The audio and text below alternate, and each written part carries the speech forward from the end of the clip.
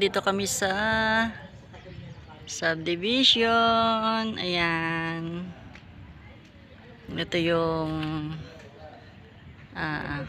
bahay ng aking anak. Binisita namin kasi. Tinignan namin kung okay na kasi pinagawa niya. Okay na siya. Ito nga pala ano ang pangalan ni Si Ali. Si Ali. Erika, baby. Ito yung aking apo. Hi. Si Ate Aya na maganda. Dika dito, Ate Aya. Ito si Ali. Ayan. Ito yung ayan, papasok tayo sa loob. Pasok tayo sa loob. Ate Aya, dito tayo. Ayan yung loob ng, ayan, Tisami, oh. Ganda ng ilaw. Ganda ng ilaw. Ayan, iba-iba ang kulay. Ayan.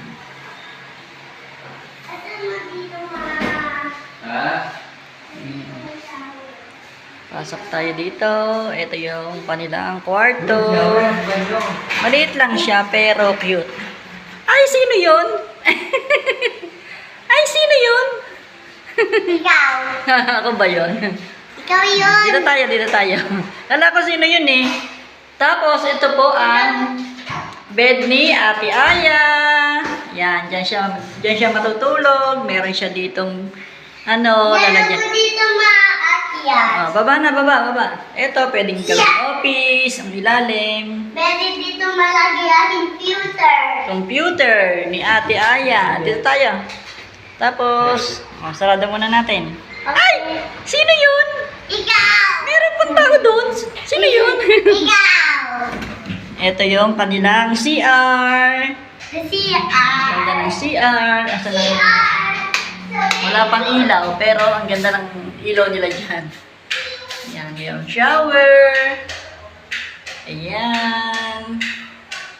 Malinis. Pinaiba na rin yung yung mga tiles. Binago silang lahat. Ayan, okay naman. Maganda naman siya. Ayan, ito yung sabitan ng mga towel. Cute ang CR. Maganda. Dito naman tayo sa kitchen. Ito ang kanilang kitchen. Ayan, may exhaust pa. Ayan. Ang ganda ng mga ilaw niya, oh. Tapos, ito yung kanilang kalan. At ito ang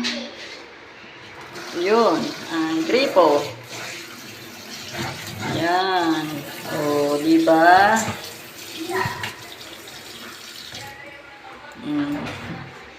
Tapos, dito ang lalagyan ng mga pinggan. Ayan. Ang cute. Ang cute ng, diba? May cabinet din dito sa taas. Lalagyan ng mga grocery. Yun. At, dito tayo sa ito ang washing area. Open air.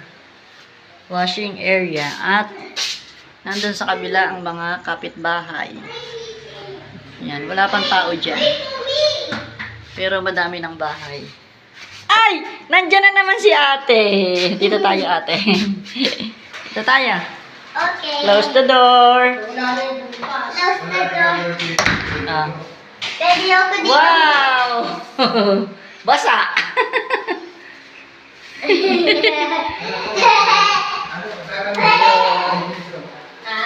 Saan gagamitin yung dito? Yung ano na do? Pintura. Ito yung bintana. Yun, ganda.